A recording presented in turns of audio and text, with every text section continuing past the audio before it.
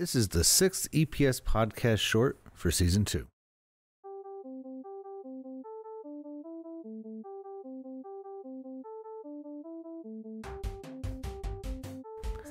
The following segments were recorded a few weeks apart from each other during 2 separate visits to Strawberry Bank Museum in Portsmouth, New Hampshire, and the subject matter of both parts are separated by about 6 decades. But what's interesting is that while Charles Lindbergh's famous solo flight across the Atlantic is quite a bit different than the release and popularity of the sitcom Frasier, both are commemorated using dinnerware, a plate and a coffee cup respectively. Take a listen to what each of these items tell us about the time periods that each were made.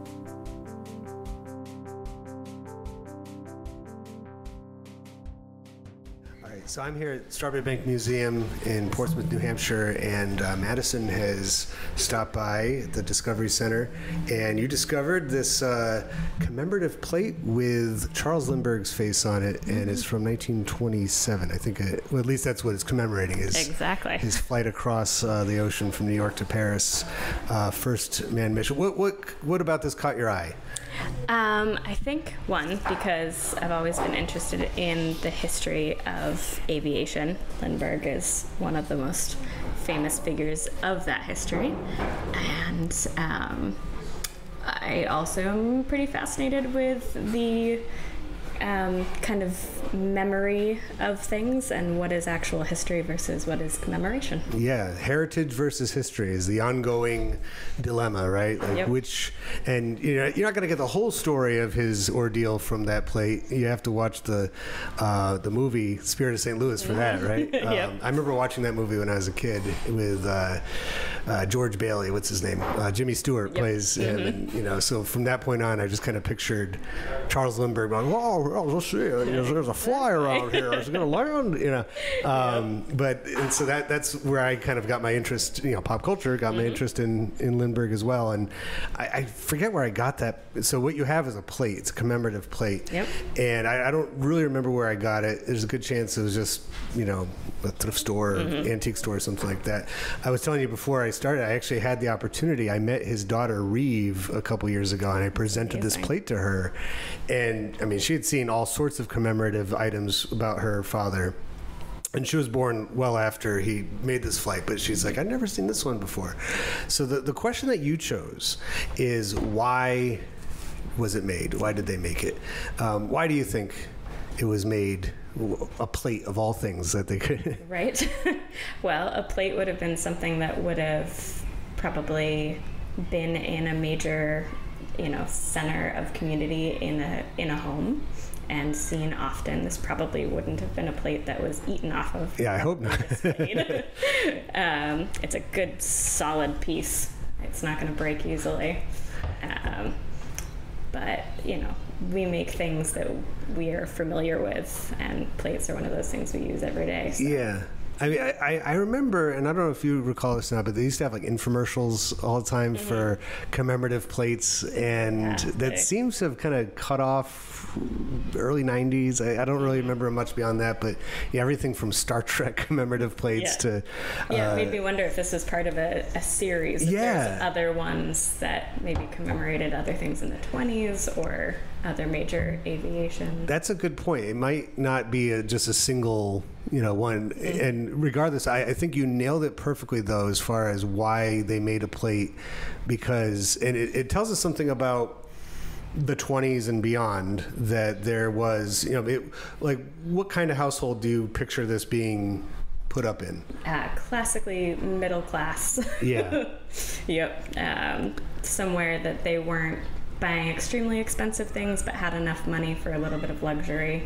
And remembering their American heroes. Yeah, I mean, it was a big deal. When people fly back and forth from Paris to New York and New York to Paris as we speak, and we don't think anything about it now, but it was a huge thing. I don't know if you remember this episode of Unsolved Mysteries. There was one. It wasn't a mystery by him. They know he made it, but supposedly right around the time that he took off for Paris, there was some French pilots that were trying to do the exact same accomplishment, and they never made it.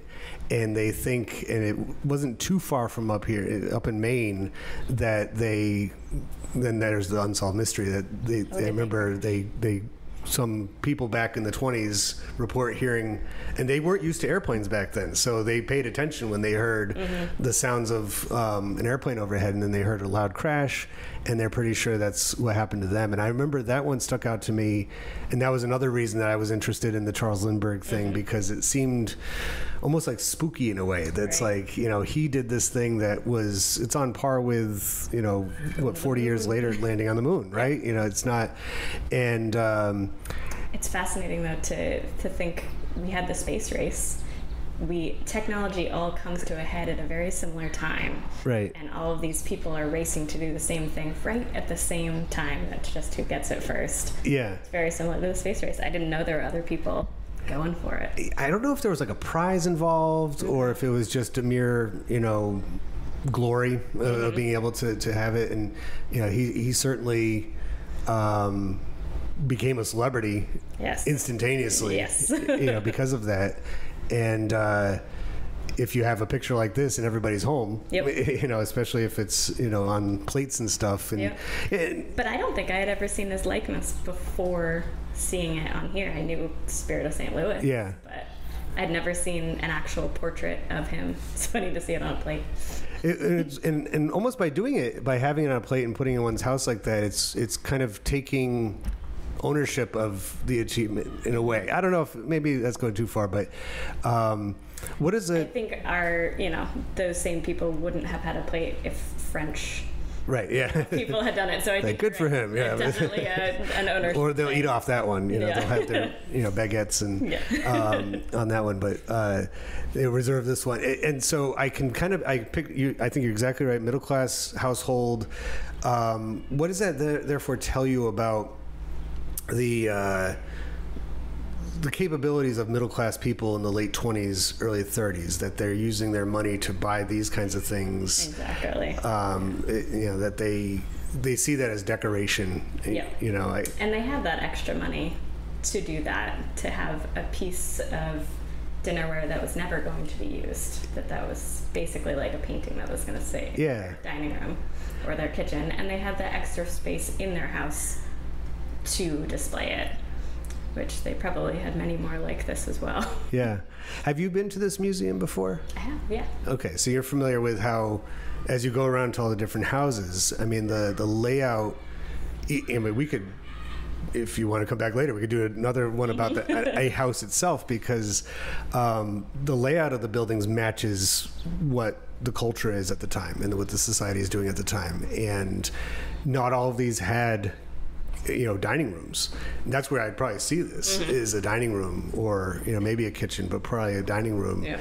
And by the 20s, they're building even modest-sized houses, specifically with a dining area involved. Yeah. Even some of the wealthier families that lived in this neighborhood, they didn't have dining rooms. They just had a room that could be used for dining, but most of the time they just ate in their kitchens. But by the 20s, kitchens were becoming a lot more efficient and not a place you'd really spend a lot of time in. You would get your meal cooked relatively quickly and then bring it out to a place there, a lot more foot traffic, and people will be like, oh yeah, I like Charles Lindbergh too.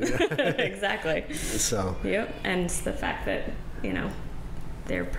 this was a much cheaper thing to make in the 20s than it would have been 40, 50 years before that. That's true. Yeah. So.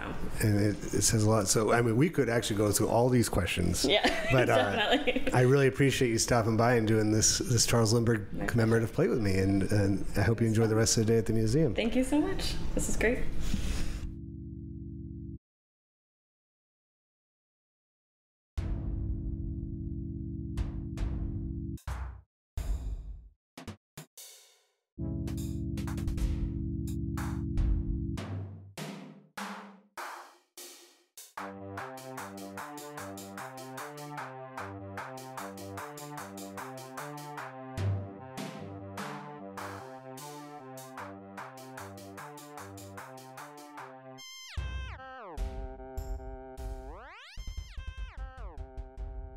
So I am here with Michaela, and who is a archaeology volunteer here at Strawberry Bank Museum in Portsmouth, New Hampshire, and you are the first person to take part in the new layer that I've added to this on-the-spot podcasting, where you reached into the mystery bag, and which might transform one day into a mystery box. I haven't decided yet.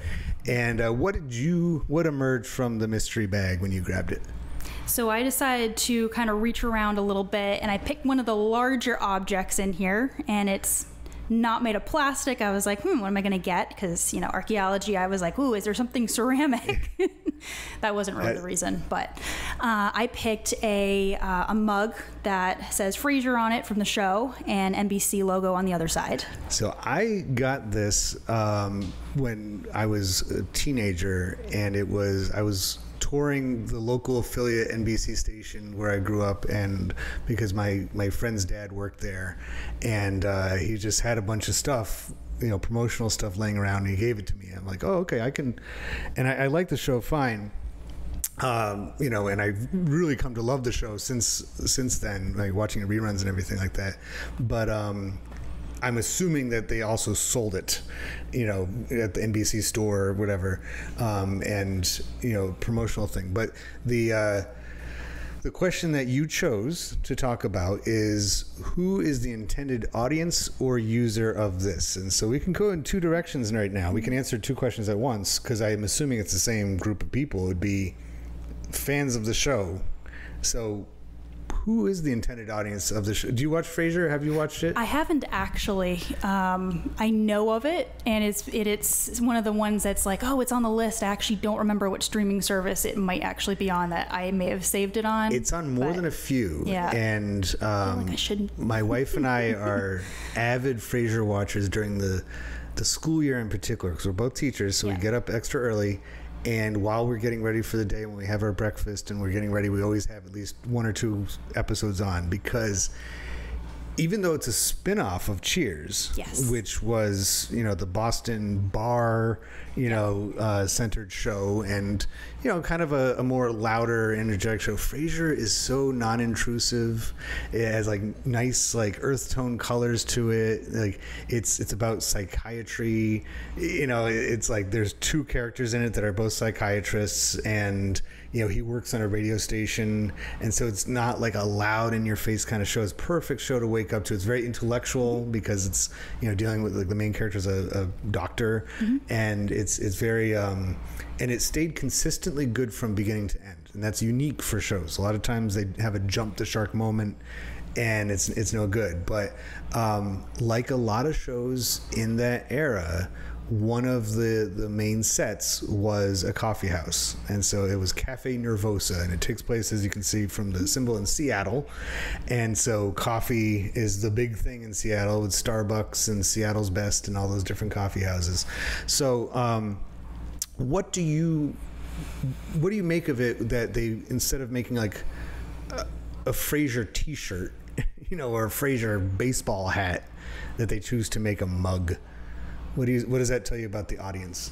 Well, now that I know a little bit more, I don't know how much time they spend at the coffee shop, but it does seem like it's something that the audience would want to almost be part of. Yeah. So instead of it being, okay, well, the cast would never, they don't have a hat or an item, they could do that too.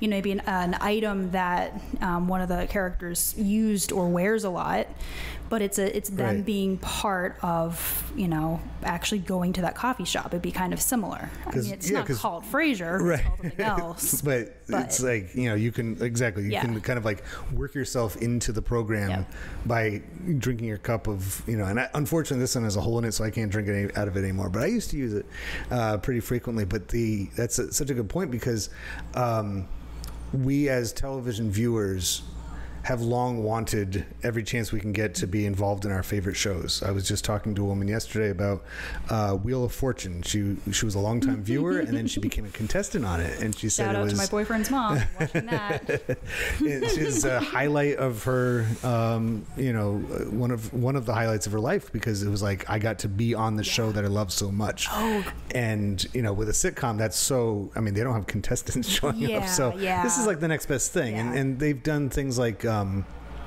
pop up like the Friends Central Perk set. You can take pictures on the Friends couch and have your cup of coffee. And that's another show too. A lot of shows in the 90s, coffee houses, because Cheers was a bar. Coffee houses became the meeting place, not bars or other kind of restaurants. Like Seinfeld had a little bit more than a coffee shop, but they called it the coffee shop, where they had their lunch and stuff, and they were always meeting there and chatting.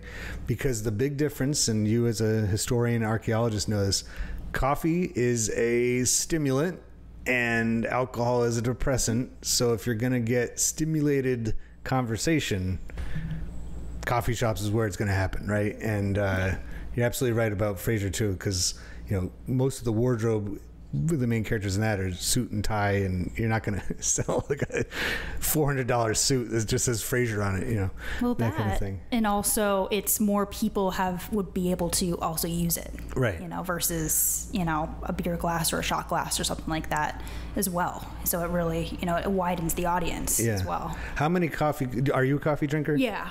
How many coffee mugs would you estimate that you have? Well, I drink both coffee and tea, and I use certain mugs generally for coffee. Like I have like a diner mug that I like because it really is more of like that coffee look. It has that like the old diner. There's like nice rounded edges like and thick. ceramic. And then I have certain ones I use for like for darker teas because I don't want them getting stained or whatever. So I have certain ones, but I probably have a good couple shelves full. Yeah. They and they're from very different places. I remember somebody saying one time to me, they're like, coffee cups, coffee mugs and T-shirts reproduce in no time. Like we might have ours in a while actually too. We used to have ours here. That's true. Yeah. Just have them on standby because coffee break is such a part of our culture. Coffee any time of the day. It's not just a morning Western wake too, me up. So if since you're an archaeologist, let's just say 100, 200 years from now, somebody doing a dig comes across this mug. What assumptions would they make about it? I think, if in that time span they would still know, I don't know if we're going with the fact that it's still in one piece or not. It may not be in one piece. So I'm going to go with it looking as it does now, where it's been repaired, but it is in one piece. They would probably still know what its use and purpose is. But they probably wouldn't know who the audience is in the same way. So I don't know if the markings on it, the name would still be on there. Yeah. That's a good thing to keep in mind. So we get a lot of things that it has a thick glaze and the paint is really just, it's not going anywhere. It's really etched in if it's porcelain, or we get things in one of our 1818 house, the Chase house that's set, it was 1700s to 1800s. We get some much older pieces that still look very similar to when they were made. Hard to know with this one. So I'm going to kind of assume that some of this might get rubbed off and they might be able to see only some of the words too. That may happen just because of the way it was made. Or maybe they see the symbol of the peacock. Yeah, the NBC. And maybe has that survived because that's still around. Yeah. And maybe that's the only thing left on there. So maybe let's say that's the only thing that they see on there. They know it's a mug. They might assume some NBC executive lived in this neighborhood. Maybe they could. Yeah, exactly. Maybe I will bury it somewhere here and just see what happens in the next couple of years and see what can come. And going back to the fact that and I repaired it. Because I didn't want to throw it away. Yeah. And that says something too. I'm glad that you brought that up because coffee mug, unless you're really good at repairing it and you have the right kind of glue that you can put food back on. Yeah. Most people would just chuck it out. Yeah. But this isn't the only kind of. Nowadays there's a huge marketplace for glasses and mugs that have something on it, and after it becomes no longer used for its intended purpose, you can use it to hold pencils or just have on display, and just another one of those little signals to others. Yeah. This is the stuff I'm into. Maybe you are too. A great conversation starter, for sure. So I think that this is a a great first go at the mystery bag, and I think the fact that we're doing this quasi on the radio would make Frasier very, very proud. That's that, true. You know, that's the first thing that's chosen this. Thank you, Michaela, for stopping by. Thanks, Eric. And good luck on your dig today. Hopefully you find some cool stuff. If you find a mug that has, you know, an NBC TV show on it, that would be pretty amazing. If it ends up in the ground, because that doesn't usually happen anymore, because people throw things away differently than they did in the past. I always think about, I don't know if you ever watched that show, The Unbreakable Kimmy Schmidt. Yes. Yeah. There's that episode where Titus goes digging in a landfill for a tape holder. And he's like peeling back the layers of time, and he's like, he finds like I forget what it was, like a Furby or something like that. He's like, oh, 1999, and like, you got to keep going a few more decades. If it's all in the safe, it hasn't moved, then maybe Right. you just go down a few more layers. That's a good introduction to the crossover between pop culture and archaeology. But thank you for stopping by, and I don't want to hold you up from your work. Yeah, but thanks thank again. you. Take care.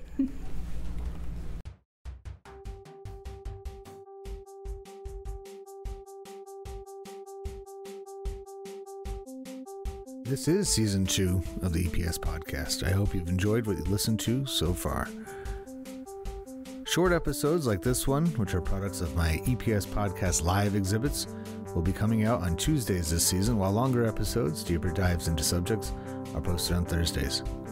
If you like what you hear, consider becoming a patron by going to patreon.com/EPS podcast. Follow the show on social media, including YouTube, and especially on Instagram. I look forward to you tuning in again to the EPS podcast, where everything is a primary source.